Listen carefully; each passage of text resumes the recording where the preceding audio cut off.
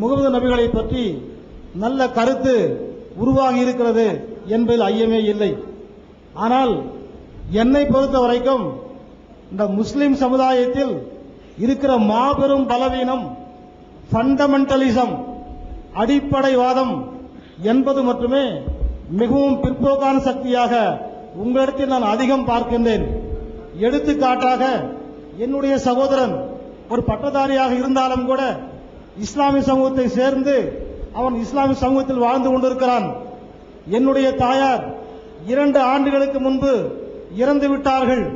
ஆனால் என்னுடைய தாயாருக்கு இந்து மதத்தின் படியும் கிறிஸ்துவ மதத்தின் படியும் இஸ்லாத்தின் படியும் சடங்குகள் நிறைவேறின. ஆனால் இறுதிச் சடங்கிற்கு என்னுடைய சகோதரன் வரவே இல்லை. காரணம், இந்து மதத்தின் அடிப்படையில் நடக்கிற சடங்கின் காரணமாக என்னால் கலந்து கொள்ள இயலவில்லை என்கிற ஒரு பலவீனமான ஒரு பதிலை அவன் கொடுத்தான். அதற்காக நான் வருத்தப்படவில்லை. ஏன் என்று சொன்னால், இந்த ஃபண்டமெண்டலிசம் என்கிற விஷயத்தில் தான் ரொம்ப பிற்போக்கு சக்தியாக முஸ்லிம்கள் மாறிக்கொண்டிருக்கின்றார்கள். இதுதான் என்னுடைய உண்மையான கண்டுபிடிப்பு. இந்த நேரத்தில் பார்த்தீங்கன்னா இங்க மட்டும் இல்லை, இந்த பாகிஸ்தான் பார்டர்ல மட்டும் இல்லை, முஸ்லிம்ஸ் நீங்கள் எங்களை எவ்வளவு தூரம் நேசிக்கின்றீர்களோ அதற்கு மேலும் நாங்களும் உங்களை நேசிக்கின்றோம். எங்கள் வீட்டில் நடக்கிற சடங்குகளுக்கு உங்களை அழைக்கின்றோம், ஆனால் நீங்கள் வருவது இல்லை. ஆனால் உங்கள் வீட்டு திருமணங்களுக்கு நாங்கள் ஓடோடி முண்டியடித்துக் கொண்டு பிரியாணி சாப்பிட வருகின்றோம். ஆனால் நாங்கள் தேங்காய் உடைத்தால், கற்பூரம் கொளுத்தினால் உங்களுக்கு அது பிடிப்பது கிடையாது. அதை நீங்கள்லாம் கொஞ்சம் அட்ஜஸ்ட் பண்ணி போனீங்கன்னா we can live like brothers and sisters. இதுல எந்த விதமான மாற்று கருத்துக்கு இடமே கிடையாது. we love all the communities. ஒன்றே குலம் ஒருவனே தேவன் என்றான். அந்த கருத்துக்கு நீங்கள் அடிபணிந்து ஏற்றுக்கொண்டு நாம் எல்லோரும் ஒரு காலத்தில் மதமே தோன்றப்பட அந்த காலத்திலிருந்து நாம் எப்படியெல்லாம் ஒற்றுமையாக வாழ்ந்தோமோ அந்த ஒற்றுமையான வாழ்க்கைக்கு வர இருக்கிற சமுதாயத்தை நீங்கள் அனுமதிக்க வேண்டும். காரணம், இந்த கடைசி வயசான காலத்துல ஃபண்டமெண்டலிசம் ஒன்றே குலம் ஒருவரே தேவன் சொன்னதான் கொஞ்சம் முன்ன ஒரே ஒரு கடவுள் அல்லாஹ் மட்டும்தான் இருக்கட்டும், வேண்டாம் என்று சொல்லவில்லை, நாங்களும் வணங்குகின்றோம். ஆனால் மதத்தை காட்டிலும் மனிதன் முக்கியம் என்பதை நீங்கள் கண்டிப்பாக ஏற்றுக்கொண்டால்தான் இந்த சமுதாயத்தில் இந்தியாவில் அனைவரும் ஒற்றுமையாக வாழ முடியும். நீங்கள் சொன்ன மாதிரி இந்த தீவிரவாதி terrorist not only from Islam, not only from Hindus, not only from Christians, எங்கெந்தாலும் துஷ்டம் இருக்கதான் செய்வான். அவனை அடையாளம் கண்டுபிடிச்சிடலாம். இப்ப பின் லேடன் அடையாளம் கண்டுபிடிச்சு கொடுத்துருக்கணும். இப்ப இருக்கிற அல் கொய்தா, தாலிபன்ஸ் இவெல்லாம் பாகிஸ்தான் அரசாங்கம் கண்டுபிடிச்சு இவன் காரணம் பிடிச்சு கொடுத்துரு. இஸ்லாத்தில் நாம் படிக்கிறோம், யாரை எதிர்த்து நாம் போரிட வேண்டும் என் நபிகள் நாயகம் சொல்லி இருக்கிறார்கள். அப்படி இருக்கும்போது தீய சக்தி எதிர்த்து பிடிச்சு கொடுத்துட்டீங்களா, we are all very safe, நம்மளாம் மிகவும் பாதுகாப்பாக இருப்போம். அதற்காக இந்த இஸ்லாம் என்கிற ஒரு இனிய மார்க்கம் என்கிற இயக்கம் கண்டிப்பாக உழைத்தால் அனைவரும் சமூகத்தில் ஒற்றுமையாக மட்டுமல்ல சகோதரத்தன்மையோடு இருக்கும். அக்பர் காலத்திலெல்லாம் இந்து பெண்களை மணந்து கொள்ள வேண்டும் முஸ்லிம்கள் சொல்லி எல்லாம் முன்மாதிரி அவரே இருந்திருக்கிறார். இப்படியெல்லாம் ஒரு வழிகாட்டிய இருந்தவர்களை மறந்துவிட்டு நம்ம ஏதோ அந்த ஃபண்டமெண்டலிசம் என்கிற அடிப்படையில் நீங்க போறது தயவு செய்து எனக்கு பிடிக்கல. This is my open declaration. இதெல்லாம் நீங்க மறந்தீங்கன்னா கண்டிப்பா we can be very friendly. அந்த பாடலை ஏன் அத்தனை பேர் செத்துனுக்கணும்? வாஜ்பாய் அறிக்கை விடுறது, முஷாரப் சொல்றாரு 80,000 பேர் பாடல் இருக்கிறான், அவங்களால தடுக்க முடியல இந்திய சோல்ஜர்ஸ்னால, நாங்க எப்படி தடுக்க முடியும் கேட்கிறாரு. That is a very foolish answer. முட்டாள்தனமான பதில்.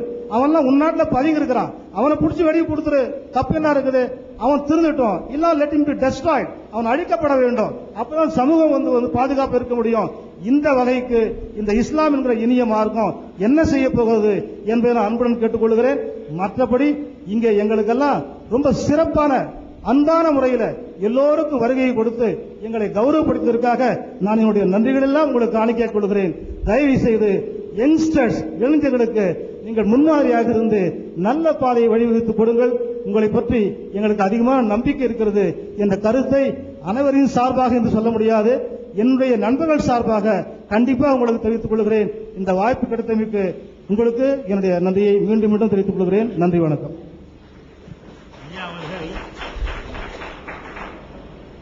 ஐயா அவர்கள் அழகான சில செய்திகளை உங்கள் முன்னால் வைத்திருக்கிறார்கள். ஆனால் அதில் நம்ம சில திருத்தங்களை நான் சொல்ல முதலில் விரும்புகிறேன். இந்த அடிப்படைவாதம் தான் வந்து ஃபண்டமெண்டலிசம் இருக்குல்ல, அதுதான் வந்து ரொம்ப பெரிய பலவீனமாக நான் கருதுகிறேன்னு சொல்றாங்க. அடிப்படைவாதத்தை விட்டதுதான் அவங்களுடைய பலவீனம். அதாவது அடிப்படைவாதம்னா என்ன தெரியுமா? குர்ஆன்ல என்ன இருக்குதோ அதன்படிதான் வாழ்வேன், நபிகள் நாயகம் என்ன சொன்னார்களோ அதன்படிதான் வாழ்வேன் என்று ஒருத்தர் நடந்தா அதுக்கு பேர் அடிப்படைவாதம். அதை விட்டதுனாலதான் குண்டு வைக்கிறான். அடிப்படைவாதத்தை கரெக்டா கடைப்பிடிச்சான்னு சொன்னா நபிகள் நாயகம் போட்ட அந்த அடிப்படையிலே ஒருத்தன் போய்கொண்டே இருப்பான். நபிகள் நாயகம் என்ன சொன்னாங்கன்னு விளங்காம அவர்கள் செய்யக்கூடிய செயல்களை அடிப்படைவாதம் என்ற பெயர்ல நம்ம சுட்டி காட்டக்கூடாது. முஸ்லீம்கள் செய்யக்கூடிய அந்த காரியங்கள் வந்து குர்ஆன்ல உள்ளபடி இருந்தா தான் அவங்க அடிப்படைவாதிகள் நம்ம சொல்லணும். நபிகள் நாயகம் சொன்னபடி நடந்தா தான் அது அடிப்படைவாதம்னு சொல்லணும். இப்ப ஐயா சொல்லக்கூடிய பல குற்றச்சாட்டுகளை நீங்க எடுத்து பாத்தீங்கன்னா அடிப்படையை முஸ்லீம்கள் கைவிட்டதனால் அப்படி நடந்து கொண்டிருக்கிறார்கள். அவங்க அடிப்படைவாதிகளா இருந்திருப்பார்களே அப்படி இருக்க மாட்டார்கள். இப்ப நபிகள் நாயகம் அவர்கள் ஒரு நாள் அமர்ந்திருக்கிறார்கள். ஒரு பிரேதம், ஒரு யூதருடைய இறந்து போன உடல் அவர்களை கடந்து கொண்டு செல்லப்படுகிறது. உடனே நபிகள் நாயகம் அவர்கள் எழுந்து நிற்கிறார்கள்.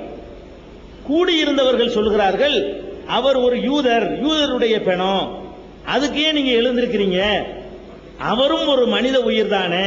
நபிகள் நாயகம் சொல்றாங்க, யூதருடைய ஒரு பிரேதம் போகும் பொழுது அந்த பிரேதத்துக்கு ஒரு மரியாதை கொடுக்கணும். உசுரோட உள்ளவனுக்கு எந்திரிக்க கூடாதுட்டாங்க நபிகள் நாயகம். ஏன்னா கர்வம் வந்துடும். செத்து போனவனுக்கு எந்திரிச்சா ஒண்ணும் வராது, அவன் கர்வமா அடைய போறான். அதனால உயிரோடு உள்ளவர்களுக்காக எழுந்து நிற்க கூடாதுன்னு தடுத்துட்ட நபிகள் நாயகம் இறந்து போன பாடி போனுச்சுன்னு சொன்னான். அது முஸ்லீம் பாடி போனாலும் சரி, இந்து பாடி போனாலும் சரி, கிறிஸ்தவருடைய பாடி போனாலும், ஆம்பளை பாடி போனாலும், பெண் பாடி போனாலும் எழுந்து நிற்க வேண்டும் என்ற ஒரு மரபை நபிகள் நாயகம் உண்டாக்குறாங்க. அப்ப முஸ்லிம்கள் ஃபண்டமெண்டலா இருந்திருப்பார்களே, ஆனால் அவர்களும் இதை கடைப்பிடிப்பார்கள். கடைப்பிடிக்காம இருக்கிற காரணம் என்ன? ஃபண்டமெண்டலை விட்டுட்டது. ஃபண்டமெண்டலை தப்ப வழங்கி வச்சிருக்காங்க. இஸ்லாம் சொல்லக்கூடிய கரெக்டான ஃபண்டமெண்டல் என்னன்னு கேட்டா மனித நேயம் தான். மனித நேயத்துக்கு அப்பாற்பட்டு இஸ்லாம் சொல்லவே கிடையாது. எந்த அளவுக்கு சொல்றாங்க கேட்டா, நபிகள் நாயகம் அவர்கள் இறைவன் வந்து பாவங்களை இரண்டு வகையாக பிரித்திருக்கிறான். நபிகள் நாயகம் சொல்றாங்க, மனிதன் செய்யக்கூடிய குற்றங்களை இரண்டு வகையாக இஸ்லாம் பிரிக்கிறது. ஒரு குற்றம் மனிதன் கடவுளுக்கு செய்கிற குற்றங்கள். இப்ப தொழுகைன்னு ஒரு கடமை இருக்கு இஸ்லாத்துல, இதை ஒரு முஸ்லீம் செய்யல, இது கடவுளுக்கு அவனுக்குள்ள மேட்டர். நோன்பு என்று ஒரு கடமை இருக்கிறது, நோன்பு ஒரு முஸ்லீம் வைக்கல, உங்களுக்கு ஏதாவது இடைஞ்சலா? கடவுளுக்கு அவனுக்குள்ள மேட்டர். இந்த விஷயங்கள்ல ஒரு மனிதன் தப்பு செய்தானேயானால் கடவுள் மன்னித்து விடுவார், நாடினால் மன்னித்து விடுவார். மனிதனுக்கு செய்கிற விஷயங்கள்ல ஒருவன் தப்பு செய்தானேயானால் அந்த மனிதன் மன்னிக்காதவரை கடவுள் மன்னிக்க மாட்டார். இது இஸ்லாமிய ஃபண்டமெண்டலிசம்.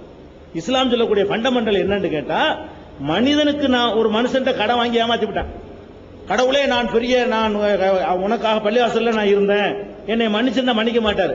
வாங்கின கடனை கொடுத்தியா, அவன் கடன்காரனுக்கு என்ன சொல்ற அப்படின்னு கடவுள் கேட்பார்னு இஸ்லாம் சொல்லி தருது. அப்ப மனித நேயத்தை பொறுத்த வரைக்கும் அதுதான் முதல் உரிமை.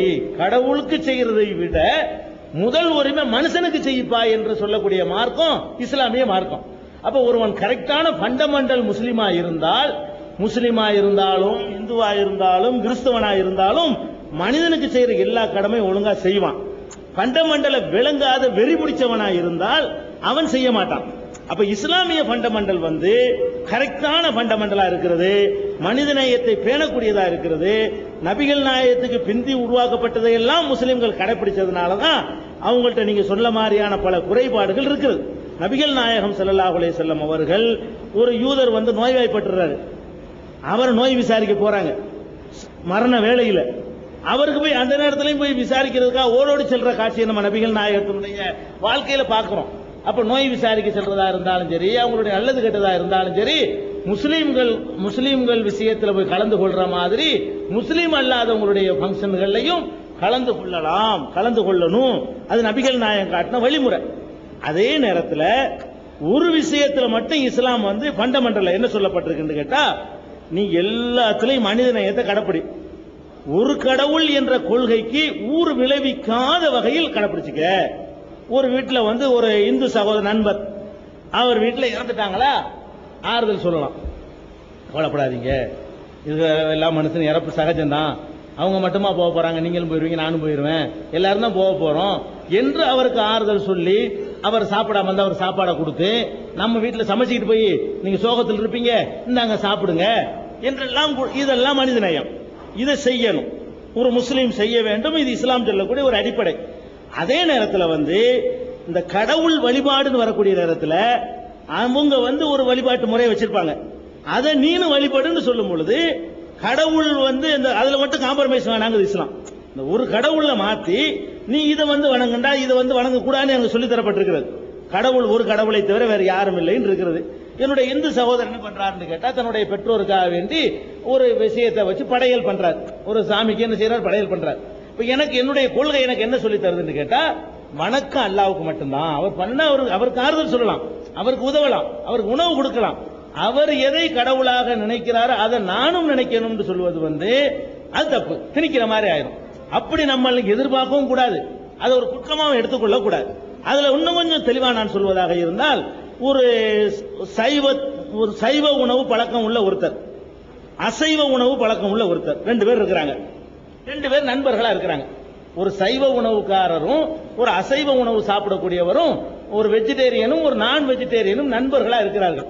இப்ப என்ன ஆகும் தெரியுமா, வெஜிடேரியன் வீட்டில் நான் வெஜிடேரியன்காரர் சும்மா சாதாரண சாப்பிடுவார். நான் வெஜிடேரியன், இவர் நான் வெஜிடேரியன் வைங்களேன். இவர் என் வீட்டுக்கு வர்றாருன்னு வைங்க, நான் உருளைக்கிழங்கு கொடுப்பேன், தக்காளி கொடுப்பேன், வர சாப்பிட்டு போயிடுவார். சாம்பார் கொடுப்பேன், ரசம் கொடுப்பேன், சாப்பிட்டு போயிடுவார். இவருக்கு எந்த ஒரு கூச்சம் இருக்காது, எந்த ஒரு பிரச்சனையும் அவர் கிடையாது. ஏன்னா அவர் வெஜிடேரியன் சாப்பிடுறதுனால பிரச்சனை இல்லை. என் வீட்டுக்கு அவர் வர்றாருன்னு வைங்க, நான் விரும்பக்கூடிய அந்த சிக்கன் 65 எடுத்து கொடுத்தேன்னு சொன்னா அது நான் நட்பை மதிக்கிறது ஆகாது. நான் என்ன நினைக்கணும்னு கேட்டா அவர் வெஜிடேரியன், நான் வெஜிடேரியன். நான் வெஜிடேரியன் எல்லாம் வெஜிடேரியனை சாப்பிடுவாங்க, வெஜிடேரியன் நான் சாப்பிட மாட்டாங்க. என்ன பிரச்சனை கேட்டா நான் வெஜ்னு ஒருத்தர வெஜிடேரியன் நான் வெஜிடேரியன் எடுத்துக்கிட்டீங்கன்னு சொன்னா அவர் வெஜிடேரியனையும் சேர்த்து சாப்பிடுவார். அதான் அர்த்தம். நான் வெஜிடேரியன் என்பவர் இறைச்சியும் சாப்பிடுவார், சாம்பாரும் சாப்பிடுவார். வெஜிடேரியன் என்பவர் சாம்பார் சாப்பிடுவார், இறைச்சி சாப்பிட மாட்டார். இந்த ஒரு முரண்பாடு இருக்கக்கூடிய நேரத்தில் அப்ப என்ன பண்ணணும் தெரியுமா, நம்ம வெஜிடேரியன் நான் வெஜிடேரியனா இருக்கக்கூடியவர்கள் வெஜிடேரியன் உணர்வை நம்ம மதிக்கணும். அவங்களுக்கு அது பிடிக்காது, நமக்கு விருப்பம்னு சொல்லி நம்ம அதை கொடுக்க கூடாது. நம்ம பிரியாணி கொடுக்க கூடாது, நம்ம சிக்கன் கொடுக்க கூடாது. நம்ம என்ன செய்யணும், அவர் எதை விரும்புவாரோ அதை கொடுக்கணும்னு நினைக்கிறோம் இல்லையா. இதே மாதிரி தான் இஸ்லாம்ங்கிறது கடவுள் கொள்கை விஷயத்துல வெஜிடேரியன் மாதிரி அது மட்டும்தான், இன்னொன்னு போகக்கூடாதுன்னு சொல்லு. கடவுள் கொள்கையில கடவுள் விஷயத்துல ஒரு கடவுளை தான் கும்பிடணும்னு சொல்லிப்படுது. இந்து மதத்தினுடைய நண்பர்கள் நான்வெஜ் மாதிரி, அவங்களுக்கு ஒரு கடவுளும் ஓகே, அதுவும் 2 சரி, அவங்களுக்கு குற்றம் வராது. அவங்க மத நம்பிக்கை பிரகாரம் நான் வெஜிடேரியனுக்கு எப்படி 2ம் ஓகே இருக்கிறதோ அதே மாதிரி நான் முஸ்லீமுக்கு என்னவா இருக்கும்னு கேட்டா அல்லாங்கிறியா ஓகே அதுவும் சரி, எனக்கு முருகன் அதுவும் எனக்கு சரியும் பாரு. ஏன்னு கேட்டா அவர் நான்வெஜ் மாதிரி இருக்கிறதுனால அவருக்கு 2ம் அவருக்குள்ள உள்ளுக்குள்ள அடங்கி போயிடுது. இவங்க என்ன செய்யறாங்க, முஸ்லீம்களுடைய கொள்கை வெஜிடேரியன் மாதிரி டைப்பா இருக்கிறதுனால அவங்களுக்கு அந்த வெஜிடேரியன் மட்டும்தான் அவங்களுக்கு பிடிக்குமே தவிர இப்படி விளங்கிட்டோம் வைங்களேன். இது நம்ம விரக்தி எடுத்துக்கூடாது. நட்போ ஆறுதல் சொல்வதோ உதவி செய்வதோ அடக்கம் செய்ய வேண்டி இருக்கிற கஷ்டப்படுறாரு, நாங்க ஒரு 10,000 வச்சுக்கிறோங்க, அது கடைசி காரியத்துக்கு பயன்படுத்திக்கிறோங்க, இதெல்லாம் செய்யணும். ஒரு முஸ்லீம் தன்னுடைய முஸ்லீம் அல்லாத ஒரு இந்து நண்பர் வீட்டில் ஒரு இளவு ஒரு சாவு ஒரு சோகம் ஏற்பட்டுருச்சா அவருக்கு அந்த நேரத்தில் என்ன செய்யணும், இந்த ஒரு 5,000 ரூபாய் கையில கொடுத்து நல்லது கெட்டது இருக்குது, செலவுகள்லாம் இருக்குது, அதை கொஞ்சம் பாத்துக்கிறங்க, நண்பன்கிறமில்ல என்னால என்ற உதவி இதெல்லாம் ஓகே, இது செய்யலாம், உணவு கொடுக்கலாம், ஆறுதல் சொல்லலாம், கண்ணை தொடச்சு விடலாம், அவருடைய கவனத்தை மாத்தலாம், இதுகளெல்லாம் செய்யுங்கன்னு இஸ்லாம் சொல்லிவிட்டு நான்வெஜ்ஜுக்கு போயிடாதீங்க. என்ன சொல்ல கவனிக்கணும். இதை நம்ம எப்படி எடுத்துக்கணும்னு கேட்டா அது ஒரு கொள்கை உறுதின்னு எடுத்துக்கொள்ளணும். இன்னும் நான் தெளிவா சொல்வதாக இருந்தால் முஸ்லிமை விட்டுருவோம்.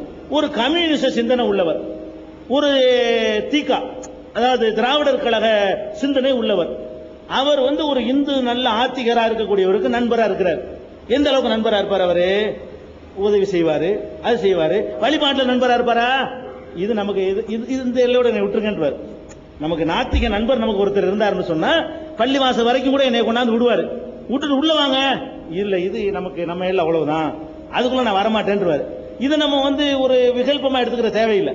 அவர் கொள்கை கரெக்ட், அவருக்கு கடவுளே இல்லைங்கிறாரு, இல்லைங்கிறவரை பிடிச்சிட்டு எனக்காக வேண்டி வாண்டி எப்படி கூப்பிடுறது, ஒருவர் கடவுளை இல்லைன்னு சொல்லிக்கிட்டு கொள்கையில் இருக்கக்கூடிய நேரத்தில் அப்படி கூப்பிடக்கூடாது. அந்த மாதிரி தான் முஸ்லிம்களை பொறுத்த வரைக்கும் எல்லா விதமான முஸ்லிம் மக்கள் முஸ்லிம் அல்லாத மக்களுக்கு செய்யற எல்லா உதவிகளும் செய்ய சொல்லுது, உபகாரம் செய்ய சொல்லுது, உதவி செய்ய சொல்லுது. என்ன சொல்ல போனா நபிகள் நாயகம் அவர்களுக்கு யூத சமுதாயத்தில் உள்ளவங்கள்ட்ட தான் விருந்துகள்லாம் பலமுறை கொடுத்திருக்கிறாங்க. ஒரு யூத பெண்மணி விஷம் கலந்த உணவை கூட கொண்டாந்து கொடுத்தாங்க, அதையும் நபிகள் நாயகம் சாப்பிட்டு பாதிக்கப்பட்டாங்க. அது ஒரு விஷயம். அப்ப அந்த அளவுக்கு நல்லிணக்கம் வச்சிருந்தாங்க. மரணிக்கிற நேரத்தில் தன்னுடைய கவச ஆடையை அடமானம் வைத்திருந்தார்கள். யார் இடத்துல? யூதர் இடத்துல. அது மீட்காமலேயே மரணித்து விட்டார்கள். கவசத்தை, இரும்பு கவசத்தை யூதர் இடத்துல அடமானம் வைத்து விட்டு அதை மீட்காமலேயே நபிகள் நாயகம் மரணித்து விட்டார்கள் பார்க்கிறோம். அந்த அளவுக்கு யூத மக்களோட ஒரு அந்யோன்யமாகும். யூதர்னா அங்க உள்ள இந்து மாதிரி வைங்களேன், முஸ்லீமுக்கு அங்க உள்ள எதிர்ப்பா இருந்த ஒரு இனம் யூத இனம். அப்ப யூத மக்களோட அந்த அளவுக்கு அந்யோன்யமா நபிகள் நாயகம் பழவி இருக்கிறாங்க. அதுக்கெல்லாம் இஸ்லாமிய ஃபண்டமெண்டல் எந்த வகையிலும் இடைஞ்சலா இல்ல. ஒரு நபிகள் நாயகத்தினுடைய ஒரு தோழர் ஒருத்தர் அன்னைக்கு விசேஷமான ஒரு உணவு சமைக்கிறாரு. சமைச்சோன்னு கேட்கிறாரு, நம்ம பக்கத்து வீட்டில் இருக்கிற யூதர் கொடுத்து விட்டீர்களா? நம்ம பக்கத்து வீட்டில் இருக்கிற யூதர் ஒருத்தர் இருக்காரு, பக்கத்து வீட்டாரை கவனிக்க சொல்லி இருக்கிறாங்க நபிகள் நாயகம், அந்த யூதர் கொடுத்தீரான்னு கேட்கிறாங்க. அந்த அளவுக்கு நபிகள் நாயகம் ட்ரைனிங் கொடுத்துட்டு போயிருக்காங்க. அண்டை வீடுன்னு சொன்னா முஸ்லீம் அண்டை வீடு, இந்து அண்டை வீடு, கிறிஸ்தவ அண்டை வீடுன்னு பார்க்க கூடாது. பக்கத்து வீட்டுக்காரனோட நல்லுறவு, நண்பர்களோட நல்லுறவு, இதுகளை எல்லாம் இஸ்லாம் பேண சொல்லுகிறது. என்ன பிரச்சனை கேட்டா இந்த வெஜிடேரியன் நான் வெஜிடேரியன் பிரச்சனை மாதிரி உள்ளதுதான். இப்ப எனக்கு ஒரு ஐயர் நண்பர் இருக்காருன்னு வைங்களேன், நான் ஐயர் வீட்டுல உணவை நான் சாப்பிட்டுருவேன், என் வீட்டு உணவை ஐயர் சாப்பிடுவாரான்னு நான் தான் கொஞ்சம் கவனிக்கணும். சரி, ஐயரா இருக்காரு அவர், ஐயர் என்ன செய்ய மாட்டாரு, என் வீட்டுல சாப்பிட கொஞ்சம் யோசிப்பாரு.